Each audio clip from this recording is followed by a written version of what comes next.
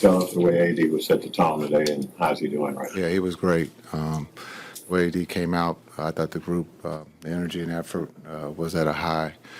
18 block shots. I thought the defense set the tone there, and then also to be tested there in that third quarter, they went on a 19-4 run with a new group. Everybody stayed together, got the stops, and then we got back to our pace a little bit there in that third. And then, unfortunately, with the injuries, we lost some guys there. But again, we've been there before, next man up, and I thought Marshall, Christie, everyone who participated there in that third and fourth was good. How's AD doing now? I guess all right. We'll see how he feels tomorrow. Saw a little bit of versatility from AD. Just he was able to do a lot of different things. I guess what were you most impressed by? He was AD. It's not that.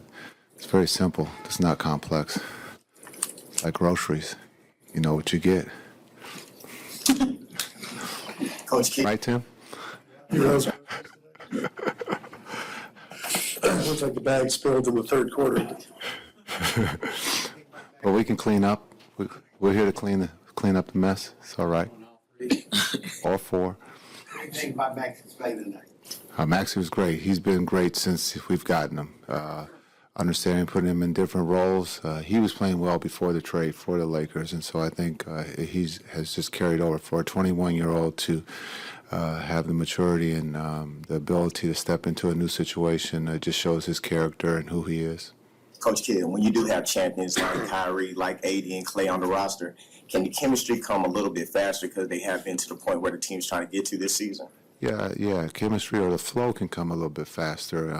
Chemistry sometimes takes time, but the flow, because they know how to play, their basketball IQ, they know how to play off of each other. I think when you look at AD, he's pretty much has played off of someone in his career. And then also Kai, the same thing. So for those two, they understand how to play off of someone. And so you could see the flow in that first half was at a high. First home game for you without Luka. What was today like for you? Was it just another day, or was it's weird. It is weird. It's as everybody wants to talk about. The trade. Yeah, it's different, and we got to keep pushing forward. And so it was weird, but understanding the business of basketball happens, and you got to play the games. And so we, as a group, you've seen this group has never complained about no one's complained about minutes. But just understanding this group plays when it's tip off, they come out and they play hard. And unfortunately, sometimes we do lose. But this group never complains about it. We keep pushing forward. We keep learning about ourselves, and hopefully, at some point, we could be healthy and see what happens. When you have this sort of a situation, is there kind of a galvanizing effect when there's protests outside the arena and all that kind of stuff? You guys in the locker rooms, what do you got? Yeah, it's kind of cool. We're not outside, so the only way we know about the protests is from you guys. So that's the way the game is played. We play the game inside. We're not playing the protests. We're not outside playing.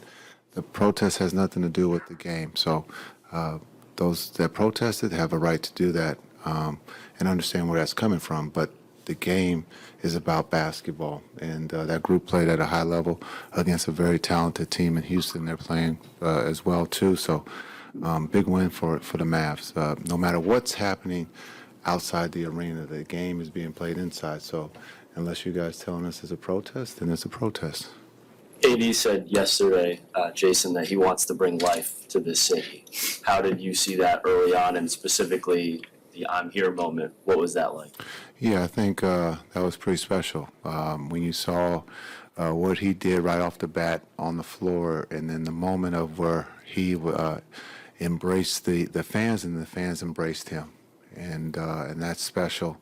And that's just, we have the best fans in the league, and for that moment to happen, for the announcement of when AD was announced, the moment of the cheer was as loud as it could be, and that just shows the support that he has and the welcome that he has come to Dallas. And as he said, he wants to help us win a championship, and that's what he's here to do.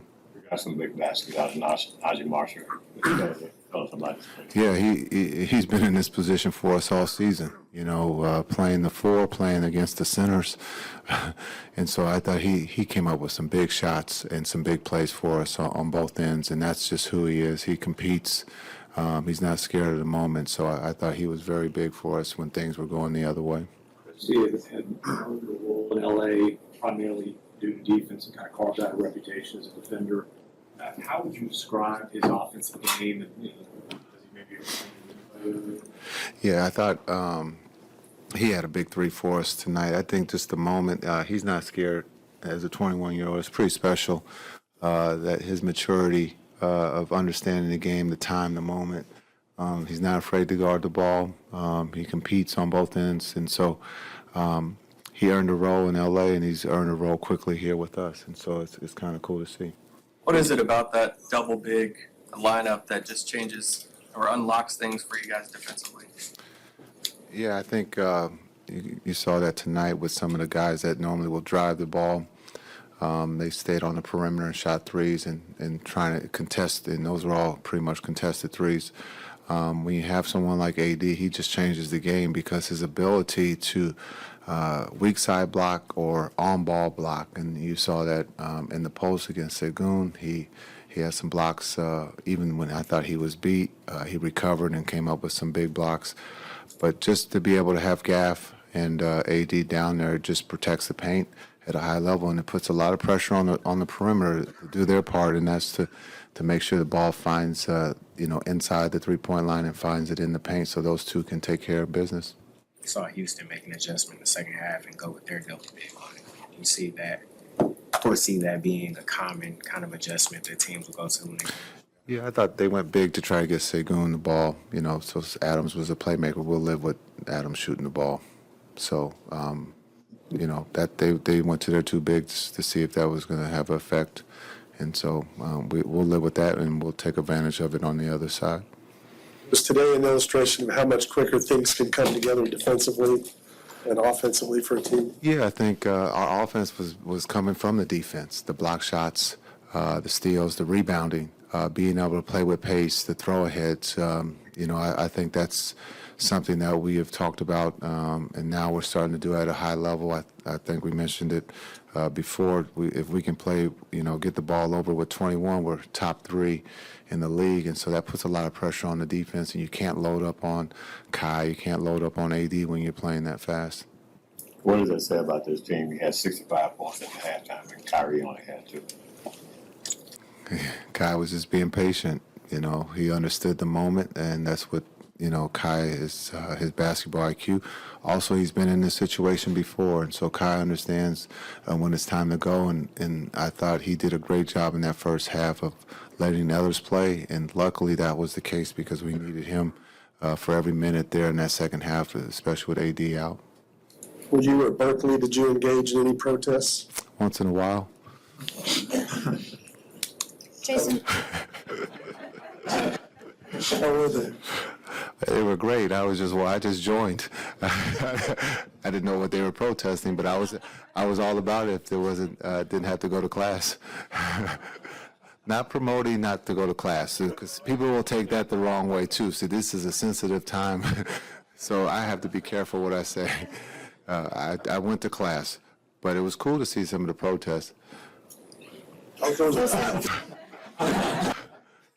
Only 5 turnovers tonight. How you feel about that? That's great. We need that. Especially if you're going to play fast and you can take care of the ball. That's a big thing. That's actually a compliment to the group. If we want to play faster, take care of the ball, and to have that that type of number for turnovers, that means the group can take care of the ball and understands the importance of when we get the stop to be able to play with pace and take care of the ball and get a good shot. Jason, you talked about how it was weird to be playing at home without Luka today. Given everything that's happened the last 7 days, is there a sense of relief to get this first home game post Luka out of the way? Yeah, I think as a relief, it's just part of the business. I've been in this business for a long time. I've been part of trades. Stuff happens, and you're judged on when you push forward or you move forward. Yeah, you can stay stagnant. We can all think about Luka He did everything he was supposed to do for the city, for the team, but things changed.